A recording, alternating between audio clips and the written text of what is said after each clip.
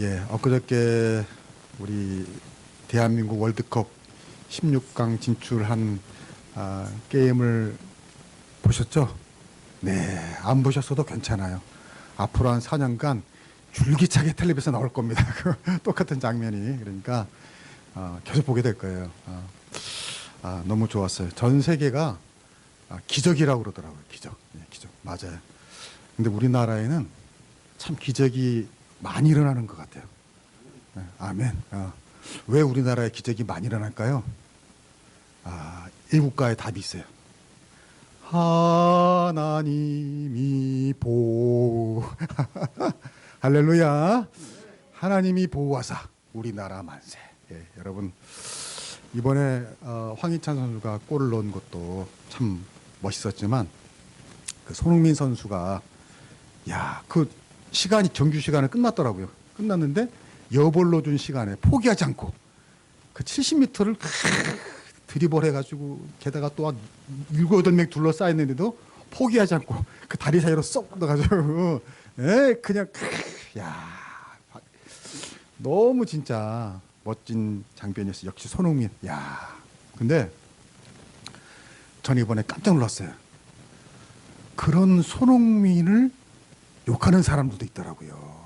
나는 우리나라 전 국민이 손흥민을 칭찬할 줄 알았는데 이번에 보니까 그게 아니었어요.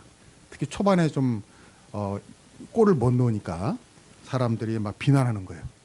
그렇게 컨디션이 안 좋으면 뛰지를 말아야지. 뭐 다쳤으면 뛰지를 말아야지. 뭐면서 손흥민을 막 비난하는 걸 봤어요. 아니 그게 말이 되냐고요. 말이 돼.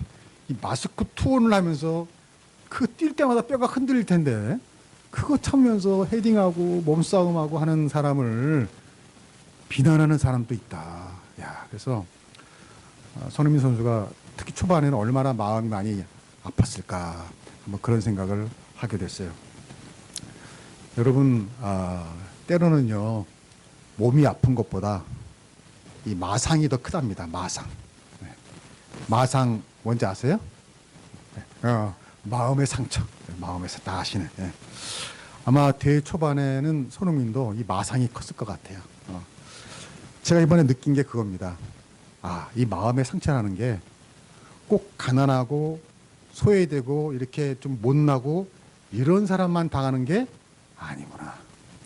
유명한 사람도, 손흥민 같이 유명한 사람도 상처당할 수가 있다. 상처받을 수가 있다. 아니, 어쩌면 더 받을 수도 있어요.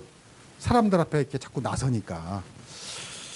그래서 시인 랭보가 말했죠. 상처 없는 영혼이 어디 있으랴 그랬어요. 상처 없는 영혼. 그러니까 모든 사람은 다 상처가 있다는 거예요. 부자도 가난한 사람도 유명한 사람도 무명한 사람도. 그런데 성경을 보면 인류 역사상 가장 상처를 많이 받은 분을 만나게 됩니다. 누굴까요? 예수님이에요. 예수님. 오늘 본문이 바로 이 상처투성이의 메시아를 예언합니다. 우리가 아까 읽은 본문이요. 이 이사야 예언인데 이게 예수님 오시기 전 700년 전에 예언한 거예요. 근데 사실 이 메시아 예언은 유대인들이 납득이 안 가는 예언이에요. 왜냐하면 이사야가 이런 메시아가 올 것이다 그랬는데 여기 언급된 메시아의 모습은 유대인이 기대하던 모습이 아니었어요. 유대인이 기대하던 메시아의 모습은 뭐냐? 유대인이 지금 로마에 이게 지금 핍박받고 있잖아요. 그러니까 메시아가 오면은 이 유대인 다 물리치고 이방 민족 다 쓸어버리고 우리가 왕이 되고 유대인이 왕이 돼서 세상을 지배하고 뭐 이런 메시아를 기대하고 있거든요. 근데 오늘 이사야에서 나오는 메시아는 그게 아니에요. 아까 봤잖아요.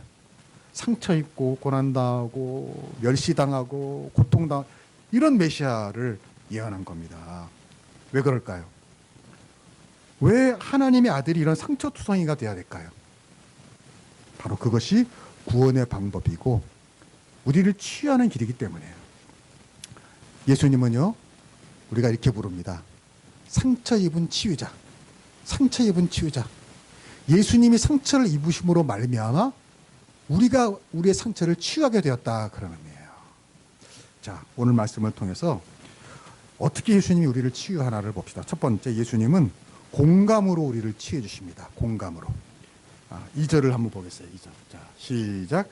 그는 주 앞에서 자라나기를 연한 순 같고 마른 땅에서 나온 뿌리 같아서 고운 모양도 없고 풍채도 없은즉 우리가 보기에 흠모할 만한 아름다운 것이 없도다. 아멘. 여기 보니까 제가 참 은혜 받는 말씀 중에 하나예요. 그는 주 앞에서 자라나기를 그랬어요. 자라나기를. 저는 이 부분에 은혜를 받아요. 예수님은요, 육신을 입고 이 세상에 오셔서 자라나셨어요. 그러니까 삶을 사셨다는 겁니다. 구체적으로 나사렛이라는 그 후진 변두리 동네에서 목수인 요셉의 아들, 별 볼 일 없는 어떤 가난한 가족의 아들로 자라났다는 거죠. 여러분, 이게 놀라운 말입니다, 사실은. 여러분, 이거 알잖아요. 예수님이 오셨습니까? 우리 죄와 허물을 대속하시기 위해서 십자가에 달려 죽으시기 오셨다. 이거 알잖아요. 우리 믿잖아요. 그런데 만약 이것만이 목적이라면 예수님이 이 땅에 어린 아기로 오셔가지고 자라나실 필요가 없어요. 삶을 사실 필요가 없어요. 그렇잖아요. 하나님인데 뭐가 불가능하겠어요. 어느 날 그냥 어른으로 오셔가지고 십자가만 지고 우리 죄값 치르시고 그냥 빨리빨리 이 세상을 떠나면, 부활하면 얼마나 간편합니까? 그렇잖아요. 근데 예수님은 어떻게 하셨어요? 우리가 성탄절을 알듯이 어린 아기로 오셔서 30년이라는 세월을 이 땅에서 사셨습니다. 자라나셨어요. 그 자라나시면서 인간이 다 겪는 어떤 고통, 아픔, 눈물, 슬픔 다 겪으셨다는 거죠. 그 당시에 30년이면요, 지금으로 말하면 거의 다 사신 거예요. 그 당시 평균 수명이 40세였어요. 그러니까 예수님 무슨 말? 예수님은 이 땅에서 우리 평범한 인간과 똑같은 생을 사셨다는 겁니다. 할렐루야. 왜 그러셨을까요? 왜? 우리와 공감하시기 위해서요. 공감. 만약에 예수님이 하나님으로 끝났다면 어떻게 인간의 형편을 알겠어요? 신으로만 있었다면 인간만이 겪을 수 있는 어떤 연약함, 비루함, 가난함, 괴로움, 고독함, 이걸 어떻게 알겠어요? 그러나 인간으로 자라셨기 때문에, 사셨기 때문에 그 인간의 고통을 아시고 우리의 아픔을 치유할 수 있는 줄로 믿습니다. 오래전에 제가 부목사로 있던 교회에 한 권사님이 계셨어요. 제가 그 교회 가서 그 권사님 보고 은혜를 많이 받았어요. 아주 멋쟁이에요. 멋쟁이고 말도 연세가 많으신데도 유머도 많고 잘 웃고 웃기고 뭐 성격도 좋으시고, 그래서 경로대학 가면은 같은 노인들 다 케어하시고 막 너무너무 멋쟁인 거예요. 그래서 그때 제가 30대 초반이었는데, 야, 저렇게 늙어야 되겠다, 멋지다 라는 생각을 줄 정도로 아주 그늘이 없으신 분이었단 말이에요. 그런데요, 나중에 목회에 거기 가서 교회에서 좀 있으면서 얘기를 들어보니까 아니죠. 큰 상처가 있었어요. 바로 자기 아들이 일찍 죽는 그 고통을 겪으셨던 거예요. 그것도 참 이상하죠. 형제 중에 누가 죽어도 꼭 착하고 제일 똑똑한 사람이 먼저 가더라고요. 제가 아직도 이렇게 살아있는 건 다 의미가 있는 것 같아요. 근데 그 권사님도 아들 중에서도 제일 사랑하고 공부 잘하고 똑똑한 아들을 잃으신 거예요. 얼마나 그 가슴이 아프겠어요. 얼마나 그 충격이 컸겠어요. 교회에서 누가 위로한다고 위로가 되겠어요? 그분이, 그러니까 그 얘기를 들으니까 더 궁금한 거예요. 아니, 근데 지금 어떻게 저렇게 치유돼서 명랑하고 남을 섬깁니까? 그랬더니 조향록이라는 목사님을 만나서 위로를 받았대요. 왜 그런가 했더니 그 조향록 목사님도 아들을 잃으신 거예요. 아들 잃은 목사님이에요. 그 목사님이 위로해주고 함께 눈물 흘려주니까 그 마음이 위로가 됐다라는 거죠. 권사님이. 여러분, 이게 바로 공감의 힘이에요. 이런 경우가 많아요. 언젠가 뉴스 보니까 암에 걸린 암 전문의가 있더라고요. 참 아이러니하죠. 암을 치료하는 의사인데 자기가 암에 걸렸어요. 그러니까 우리 생각에는 환자들이 그 의사한테 갈까요, 안 갈까요? 안 갈 것 같죠? 아니에요. 더 많이 가요. 그리고 더 많이 치유를 받아요. 왜? 그분도 의사지만 암을 겪어봤기 때문에 암 환자들의 마음을 알아요, 몰라요? 알죠. 그러니까 암 환자들이 그 의사를 보고 위로를 받는 거예요. 야, 암을 고치는 의사도 암에 걸리는구나. 아니, 내가 암에 걸리는 건 이거 뭐 아무것도 아니네. 뭐 이런 마음을 받는 거예요. 그리고 그 의사 선생님이 아유 많이 아프시죠? 그러면 위로가 되는 거예요. 왜? 그분도 아파봤을 거니까. 그러니까 암을 전혀 안 알아본 의사가 아프시죠? 그러면 그냥 지나가는 말로 들리는데 그분이 아프시죠? 그러면 위로가 되는 거예요. 그리고 그분이 이렇게 하라 그러면 이렇게 하고 저렇게 하면 저렇게 하고. 여러분 이게 공감의 힘이에요. 공감이에요. 자, 예수님이 하나님의 아들인데 하나님의 권세를 가지고 화려하게 행차를 하고 권세자로 세상에 오시지 않으시고 그 초라한 가정에서 심지어 태어나기도 어디서 태어나셨어요? 마구간에서 태어나시고 왜 상처와 고통을 당하시면서 자라셨을까? 바로 우리와 공감하시기 위해서예요. 공감하시기. 그 공감의 힘으로 우리를 치유하시고 오늘도 그 공감의 힘으로 우리를 어루만져 주시는 줄로 믿습니다.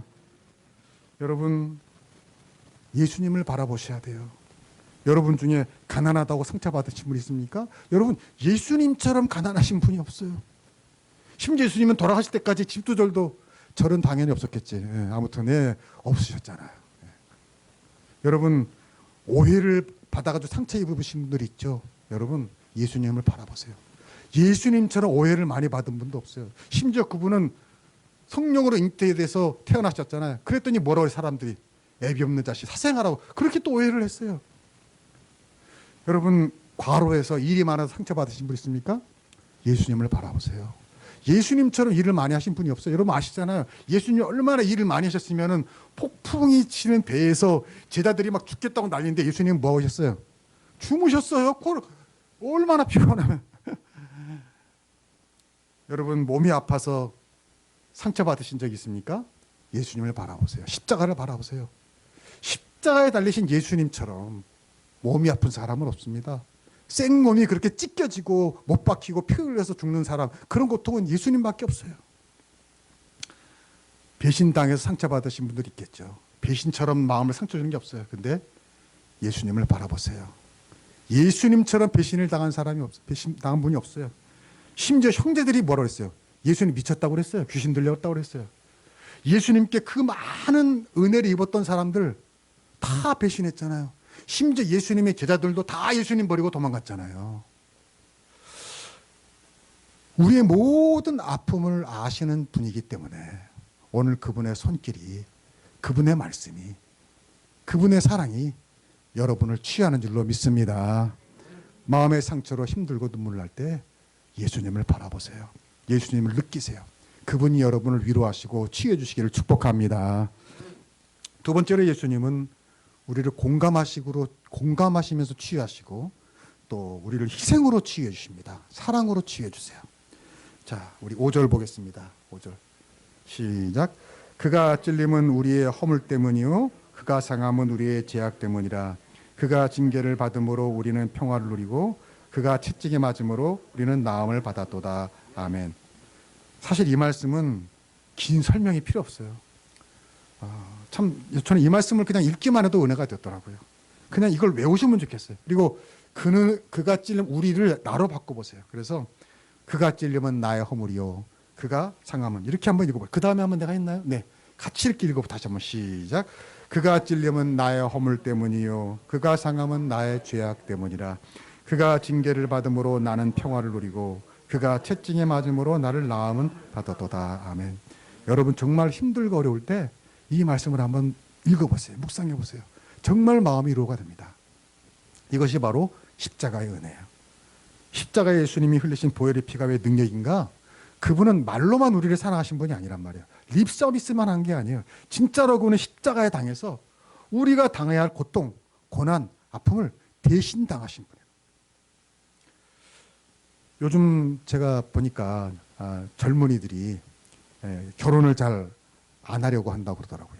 그래서 왜 요즘 젊은이들이 결혼을 안 하나 그랬더니 이상형에 맞는 사람이 없다는 거예요. 자기 이상형에 맞는 사람. 그래서 제가 또 연구를 해봤어요. 그럼 요즘 사람들이 이상형으로 생각하는 배우자는 어떤 사람인가? 네, 제가 찾아봤어요. 자, 남자는요 이렇게 써 있더라고. 내가 좋아하는 여자. 딱 봤는데 내가 좋아하는 여자 어떤 여자냐?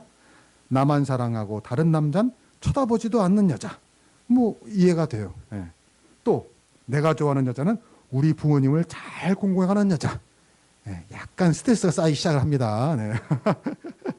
내가 좋아하는 여자는 부지런히 집안일을 하고 청소 잘하는 여자.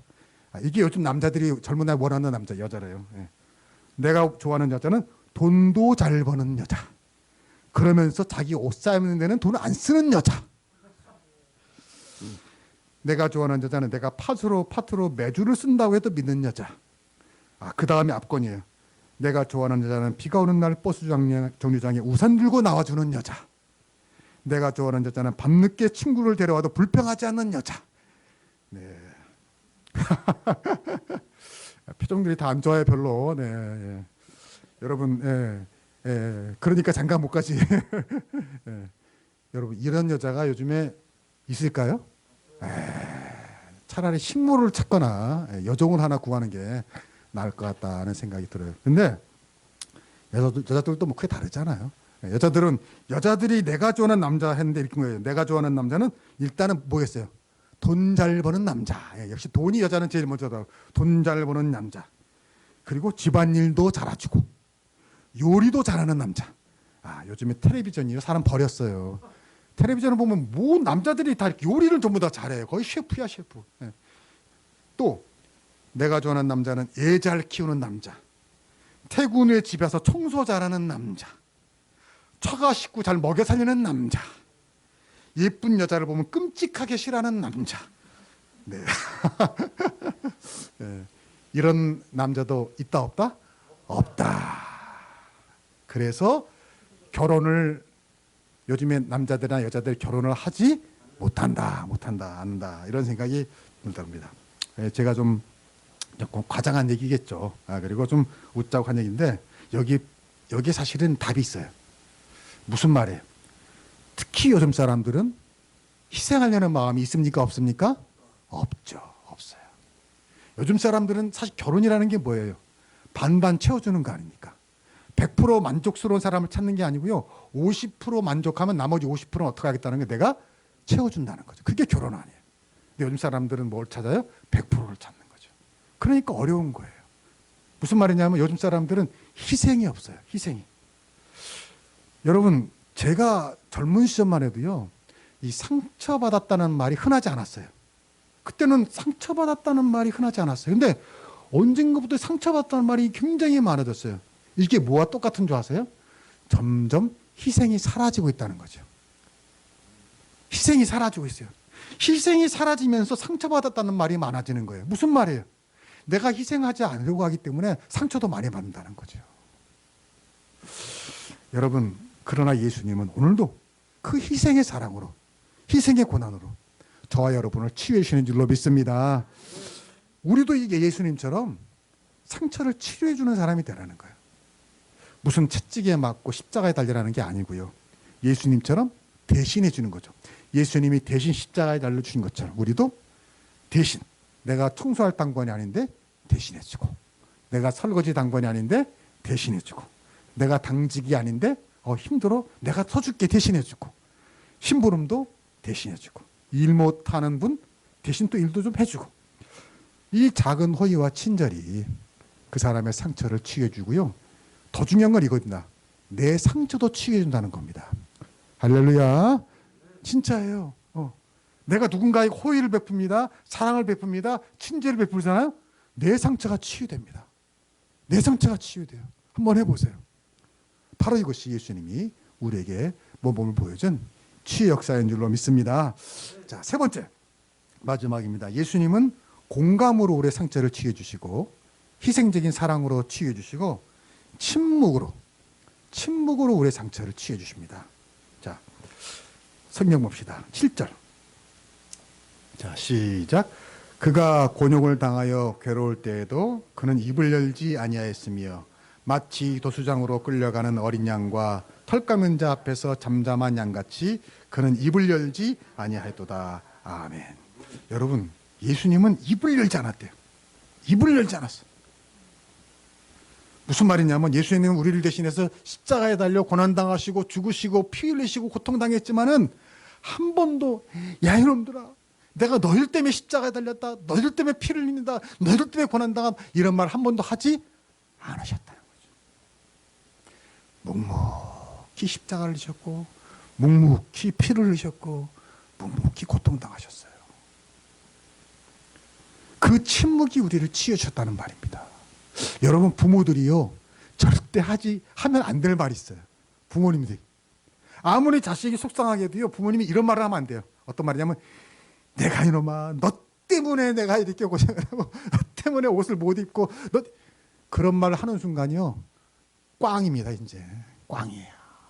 그동안 부모님이 수고한 모든 수고가요 다 허사예요. 그런 말 하면 안 돼요. 침묵해야 됩니다. 침묵해야 돼요. 예수님은요 수많은 고난을 당하셨지만 한 번도 너희 때문에 내가 고난다고 말씀하신 적이 없어요. 여러분, 예수님 십자가에 달리시기 전에 빌라도 총독 앞에 서잖아요. 빌라도 총독이 예수님에게 말합니다. 기회를 주는 거에 변명을, 야, 너 왜 십자가 질 사람이 아닌데 너 왜 그러냐 하고 기회를 주는데요. 예수님이 거입니까? 아무 말씀도 하지 않으셨다고 그랬어요. 나 같으면 그럴 것 같아. 야, 내가 죄가 없는데 하나님의 아들인데 이 세상 죄 때문에 죽는 거야. 나는 그런 사람이라고, 그런 하나님이라고 라고 말하고 싶을 것 같은데 예수님은 말씀을 하지 않았어요. 왜? 말해도 빌라도 총독이 이해할까 이해 못할까요? 이해 못하죠. 말해도 그걸 아셨어요. 우리가 그래요, 여러분. 우리도 어떨 때 막 말하고 싶지만요, 내가 말한다고 저 사람 이해할까? 못할까? 말을 안 하는 게 차라리 나아요. 나만 구질구질해지는 거예요. 또 예수님이 십자가 형을 받은 다음에 군중들 앞에 서니까 군중들이 뭐라고 그랬어요? 예수님을 십자가에 못 박아라, 바라바를 풀어줘라. 말이 안 되거든요. 바라바는 각도거든요. 그 군중 속에는 예수님한테 병 나은 사람도 있고 귀신 쫓아낸 사람도 있고 은혜 입은 사람도 많을 거 아니에요. 근데 그들이 예수님 보고 십자가에 달려라 막 그러는 거예요. 나 같으면 그랬을 것 같아. 참다, 도저히 못 참겠. 야, 너 내가 고쳐줬잖아. 내가 오병이에 먹여줬잖아. 너 나 때문에 너 사람 됐잖아 하고 싶을 것 같은데 예수님은 한마디 말씀을 안 하세요. 묵묵히 그 모욕, 핍박 다 그냥 가만히 계시는 거예요. 여러분, 오늘도 그 침묵이 우리를 치유하는 줄로 믿습니다. 종종 어떤 철없는 사람들이 그래요. 내가 뭐 교회 안 나가도 뭐 별일도 없대. 내가 뭐 이렇게 악을 저지르고 나쁜 짓 해도 하나님이 어디 계셔? 뭐 내가 일 잘 되는데. 이런 어리석은 사람, 하나님이 지금 참고 계시는 줄로 믿습니다. 말할 수 없는 탄식으로 침묵하시는 거예요. 눈물을 흘리면서 언젠가 네가 돌아올래 하고 그냥 기다리시는 겁니다. 철들면 알아요. 우리 자식도 철들면 부모님의 마음을 알잖아요. 그 마음이죠.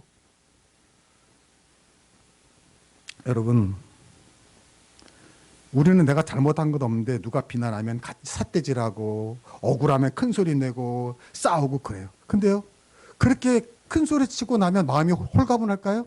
아니에요. 더 마음이 찝찝하고 괴롭고 씁쓸하고 후회돼요. 그냥 아무 말도 하지 않을 걸 하는 마음이 들어요. 예수님은 그렇게 악하게 대드는 원수들에게 똑같이 굴지 않으셨어요. 침묵하시고 묵묵히 계시고, 그 예수님의 침묵이 상대방들의 화를 누르고뜨립니다. 이런 일도 있었잖아요.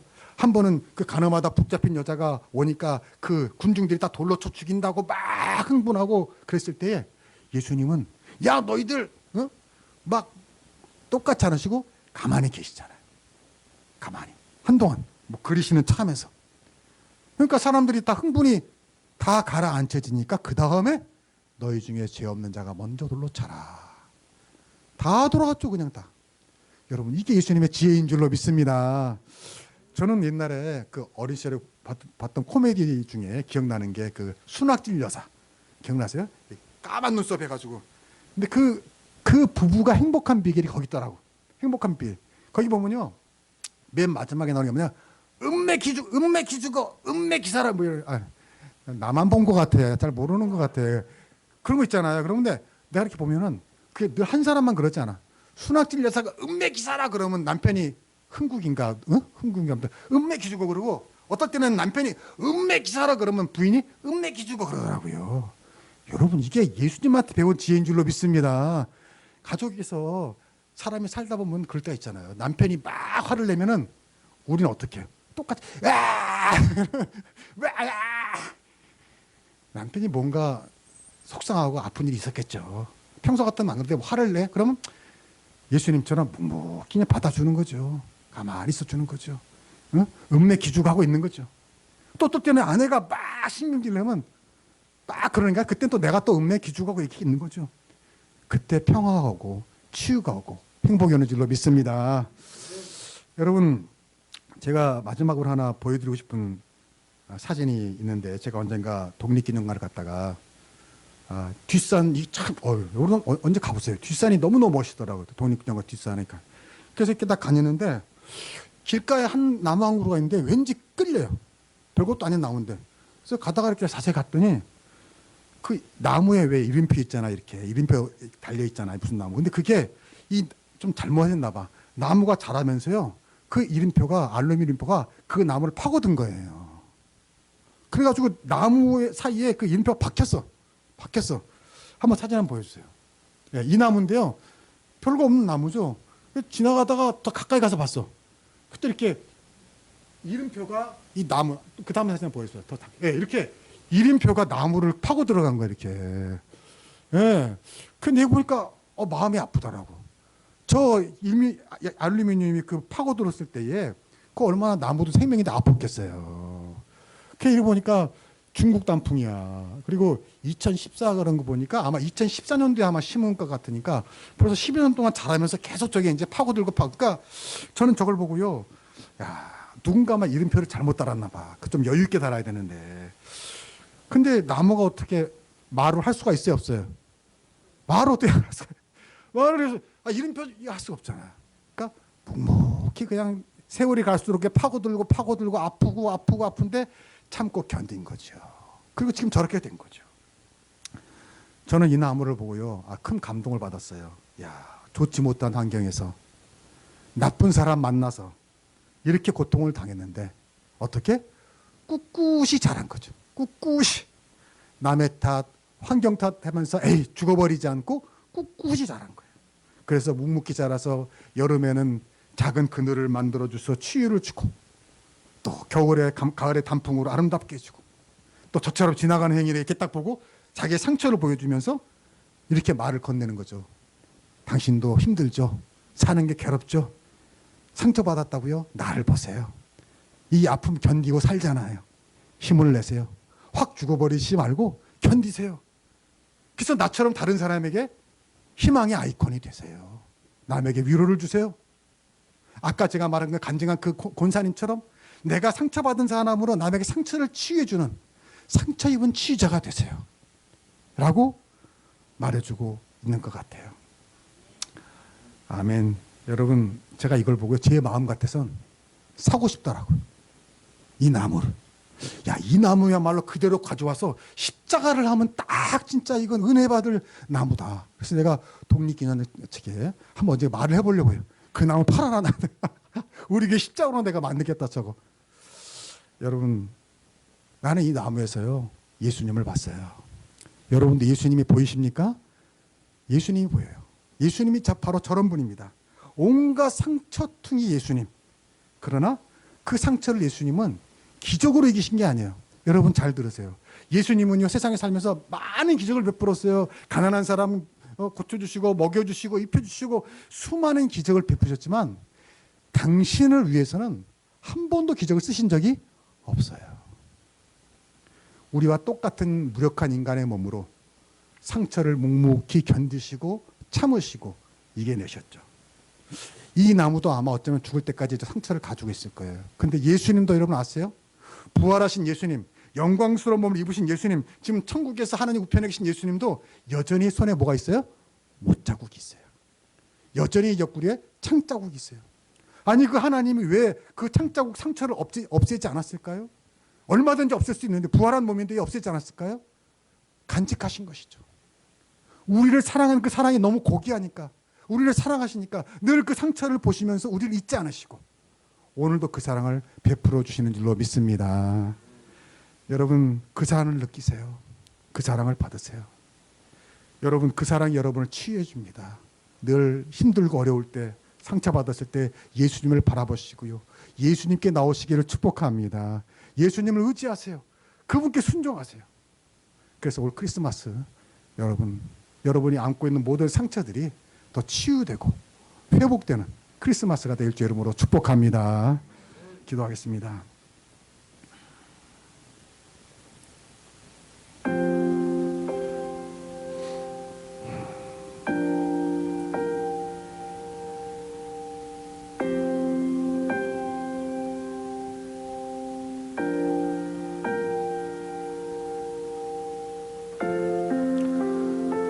하나님, 오늘도 주신 말씀을 들었습니다.